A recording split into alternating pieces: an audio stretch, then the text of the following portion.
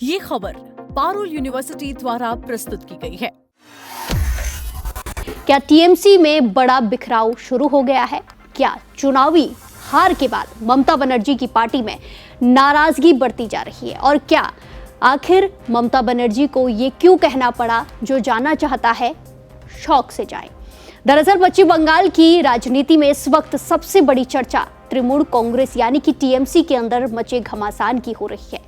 विधानसभा चुनाव में मिली हार और कई नेताओं पार्षदों के इस्तीफे के बाद पार्टी के अंदर संकट गहराता जा रहा है। इसी बीच मुख्यमंत्री और टीएमसी सुप्रीमो यानी कि पूर्व मुख्यमंत्री जो रह चुकी हैं ममता बनर्जी ने पार्टी नेताओं और कार्यकर्ताओं को बेहद सख्त संदेश दिया है। कोलकाता के कालीघाट स्थित अपने आवास पर हुई एक अहम बैठक में ममता बनर्जी ने साफ शब्दों में कहा, जो लोग पार्टी छोड़ना चाहते हैं वो शौक से जा सकते हैं। ममता ने कहा कि अच्छे समय में पार्टी के साथ रहने वाले कुछ लोग मुश्किल के वक्त में साथ छोड़ रहे हैं, लेकिन जो लोग पार्टी में बने हुए हैं उन्हें एकजुट होकर लड़ाई लड़नी होगी। दरअसल बंगाल विधानसभा चुनाव में हार के बाद टीएमसी लगातार दबाव में है। कई नगर निकायों में पार्षदों के इस्तीफे सामने आ रहे हैं और पार्टी के अंदर नाराजगी की खबरें लगातार चल रही हैं। ऐसे माहौल में ममता बनर्जी का ये बयान साफ संकेत माना जा रहा है कि अब पार्टी में अनुशासन और वफादारी पर ज्यादा जोर दिया जाएगा। बैठक में ममता बनर्जी ने सिर्फ सख्त संदेश ही नहीं दिया, बल्कि संगठन में बड़े बदलाव के भी संकेत दिए हैं। बारासात संगठनात्मक जिले के अध्यक्ष पद से इस्तीफा देने वाली काकोली घोष की जगह पूर्व विधायक तापस चटर्जी को नई जिम्मेदारी सौंपी गई है।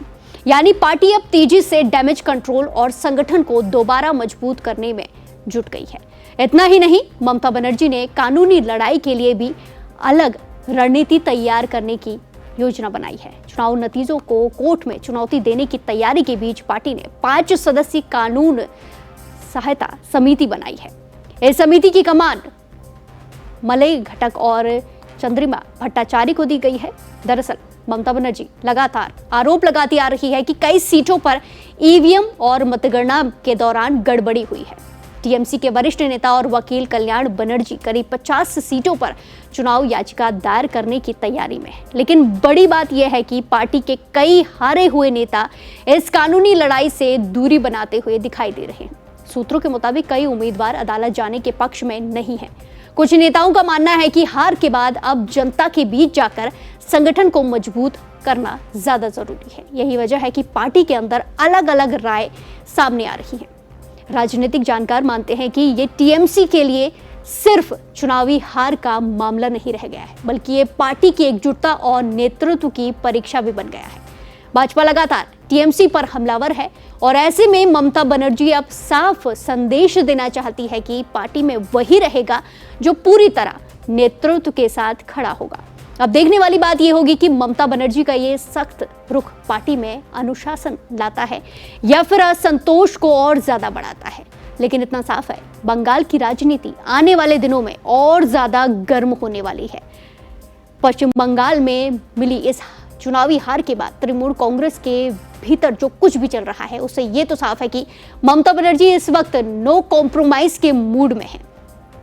पार्टी के अंदर उठते बगावती सुरों और नेताओं की नाराजगी के बीच उनका ये कहना कि जो जाना चाहता है वो शौक से जाए साफ दिखाता है कि वो अब सिर्फ और सिर्फ वफादार और अनुशासित चेहरों के साथ ही आगे बढ़ना चाहती है।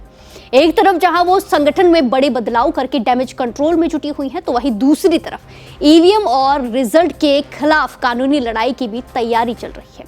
भले ही उनकी पार्टी के कुछ नेता इसके पक्ष में ना हो। अब देखने वाली बात यह होगी कि ममता का ये बेहद सख्त और बेबाक रुख टीएमसी को दोबारा एकजुट कर पाता है या फिर पार्टी के अंदर मचे इस घमासान को और ज्यादा हवा देता है।